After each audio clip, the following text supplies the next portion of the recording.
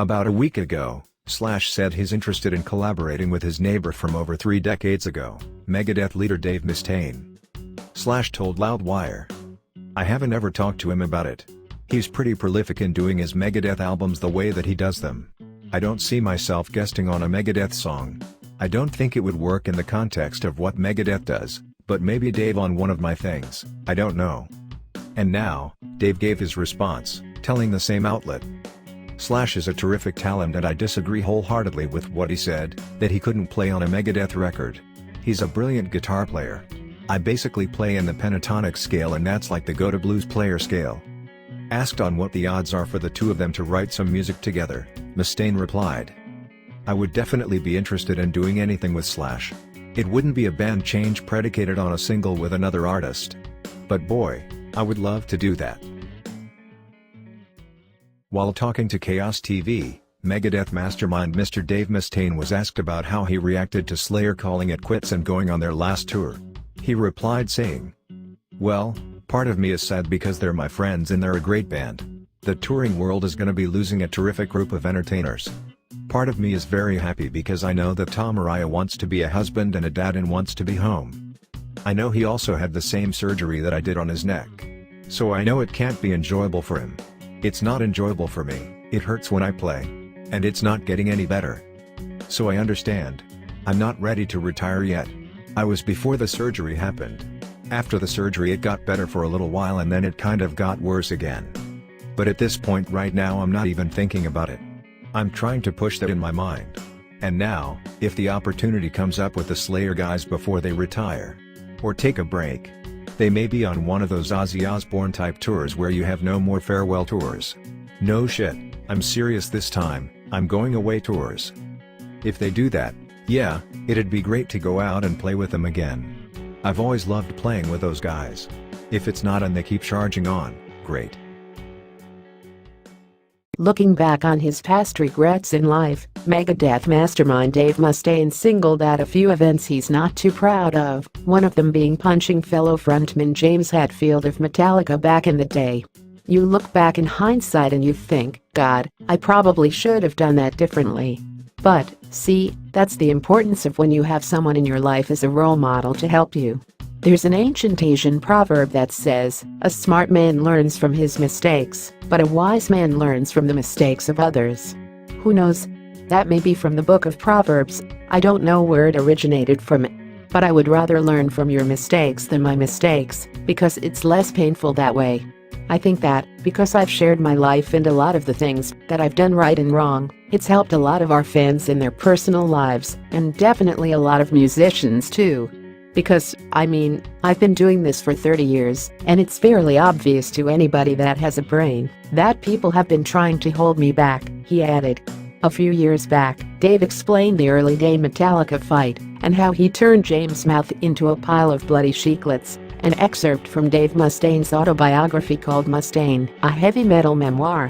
The excerpt is where Mustaine discussed the punch that led to Metallica firing him. This is what he wrote. "The actual fight didn't happen right there. They call it a hang fire, like when there's an unexpected delay between the trigger of a gun being pulled and the actual discharge of the weapon. You know it's coming, and there's no stopping it. It's just a matter of time." James and I alternately cursed at each other and refused to speak, until eventually we were both in Ron's house, preparing to rehearse, and tensions boiled over.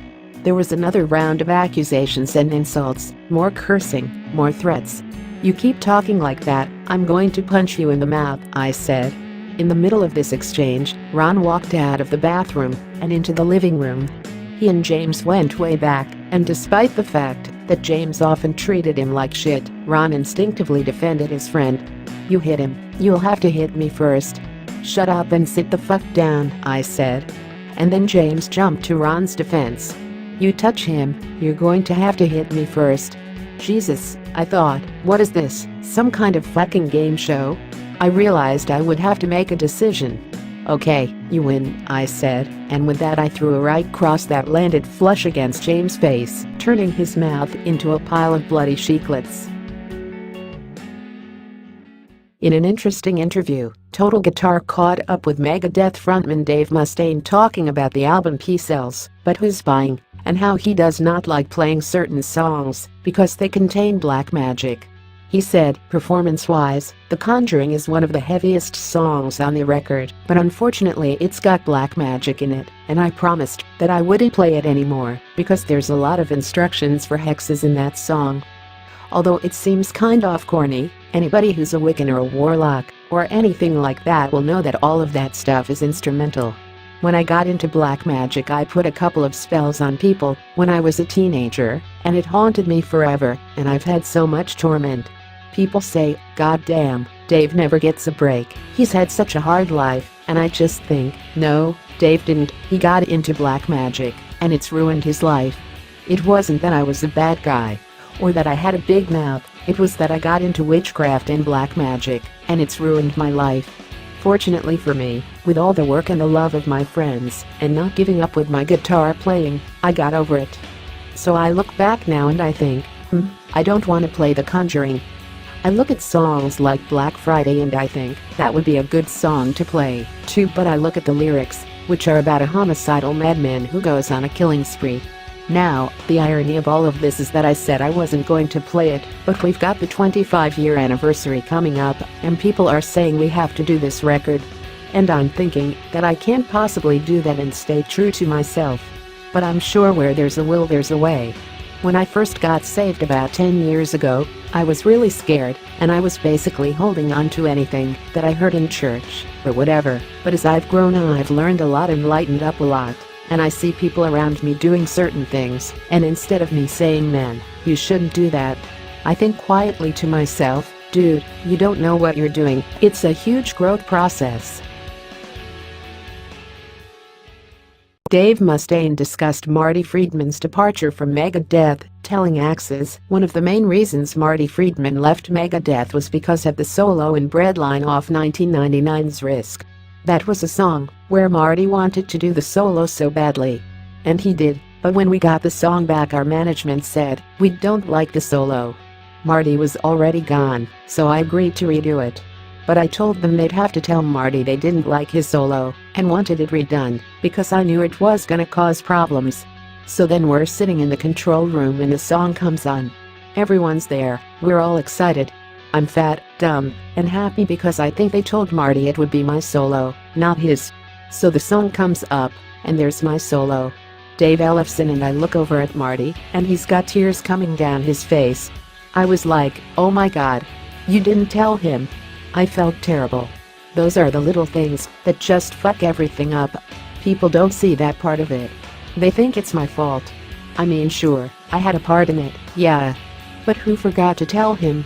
Dave Mustaine also talked about all the lineup changes Megadeth went through over the years, saying that Marty Friedman had a nervous breakdown when leaving Megadeth.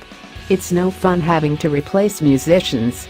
It's hard because, along with having to replace the person in the band, you usually end up having the personality loss.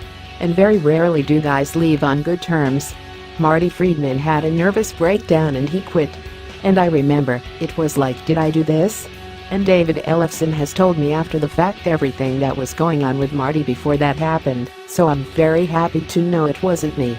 And a lot of the other guys, when you have to let them go, you know, it's really hard to fire somebody and remain friends with them. Unfortunately, we had to let some guys go. It's not because I don't love them, and it's not because they're not good. It's because what our vision was not a common goal anymore. I mean, there were a couple of situations where one guy called up my fiancé and said, "I fantasize about being with you when I'm with my girlfriend." And I thought, oh, you're fired. Giving the nu metal genre quite a bashing, Megadeth frontman Dave Mustaine noted he'd rather have his eyelids pulled out than listen to the popular late 90s style nu metal.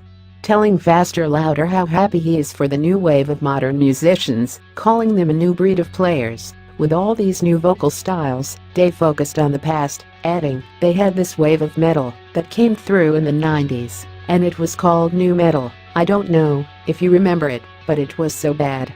I would have rather had my eyelids pulled out. Asked if it's Limp Bizkit and Linkin Park he's talking about, Mustaine explained, no. I can't even remember their names. Linkin Park, those guys are good at what they do. I have no problems with those guys. But I wouldn't call them nu metal.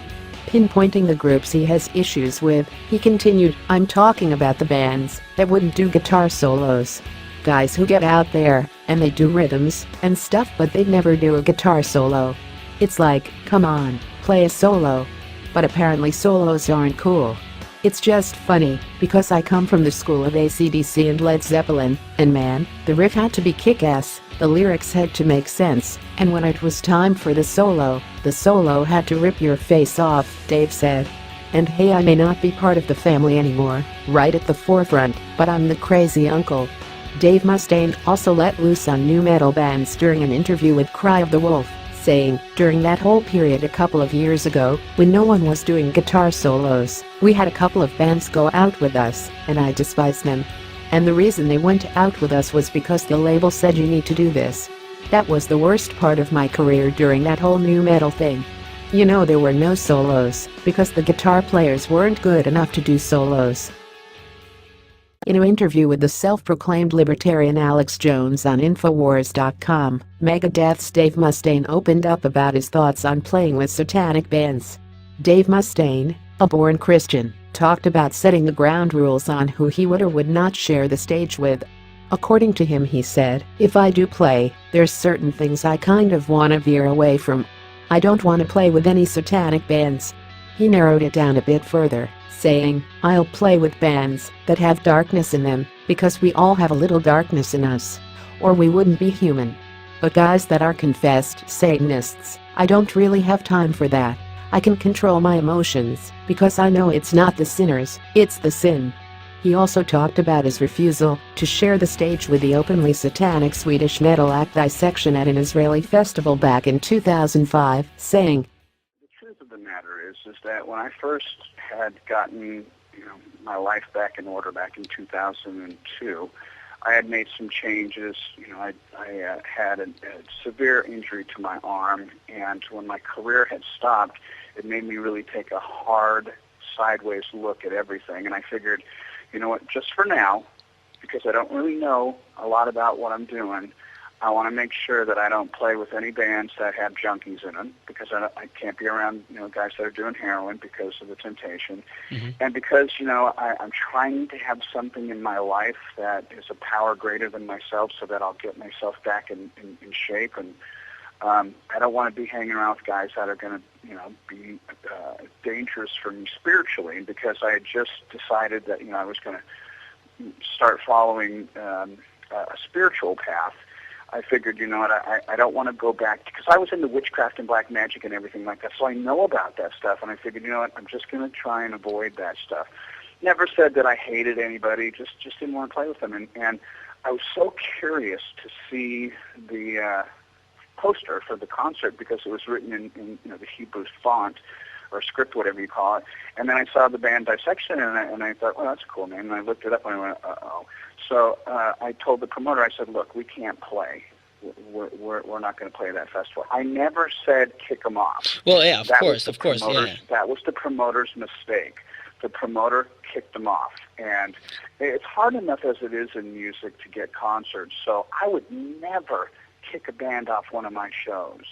Yeah, I would rather me not do it. And when I said, look, we don't want to do it, they unfortunately harmed that band, regardless whether the guy was a convicted murderer or he was a satanic person. We all have a little bit of darkness in us. Now, I've never killed anybody, killed a couple of guitars, but, I've never killed anybody. And the sad thing is, at the end of the day, the poor guy had committed suicide. So, he was a tortured soul. And I know that for me, the reason that I turned to black magic and witchcraft and stuff like that was I had spiritual abuse, and so many things had been done wrong in my life, and there was so much hypocrisy with the people that had said that they were Christians or whatever, Catholic, whatever, the people in my life. They would say one thing and they would do something else. So I really regretted having spent any time in a church, and I really resented people who said that they believed in God, because you would see them do one thing, and then the next day they would do something else, and it's just very confusing as a kid. And I think that's why a lot of us end up, being spiritually misled. Probably part of the reason why that poor chap did that too. But we were supposed to play a show with them in France, and They didn't get kicked off that show. You know, a lot of stuff went around about another band that had a name that, you know, was kind of offensive to me. But, you know, that's a personal thing. It has nothing to do with the band, their quality of music. Yeah, but you can expect the producer of a show to cancel Megadeth when it's standing like right opposed to Dissection or Rotting Christ, because like those are little bands and Megadeth is, you know, that's a Megadeth. Huge band that's Megadeth, you know. So I know, but guys, what you got to understand is my heart for those guys has nothing to do. You know, my decision not to play with them doesn't have anything to do with their value and worth as people, because I'm sure they're probably really great people. Sometimes we name our band stuff to get a reaction out of people, and it's not really who or what we are. And, you know, there are bummers. There are consequences. Naming Megadeth, I can't even tell you how offensive it was. There's a huge radio station in Los Angeles called KLOS. And we had done a song, and after the song was over, they go, and that was a cover of an old Alice Cooper song. Coming up next, they didn't even say our name. Mm-hmm. They wouldn't say Megadeth on the radio. So, it has nothing to do with the person's worth or anything like that, because I believe we're all valuable, and you know, it's just a personal preference that I had at the time. I've learned a lot more now. So, you know, if the opportunity came up to play with bands that were contrary to what my personal, political, spiritual, or any kind of moral values that I have, you know, that's something between me and my relationship with God, and you know, I don't push that on anybody anymore. At the beginning, you know, I didn't know, and I wanted to play it safe. And I think that anybody who would judge me and say, oh, well, you know what, Dave made a huge mistake. He just joined a new club, and he didn't know all the rules, so instead of breaking the rules, he said, fuck you to everybody. That's not me, man. I like to do things right. So I played it safe. I learned a lot about it, and I've opened my mind up to it.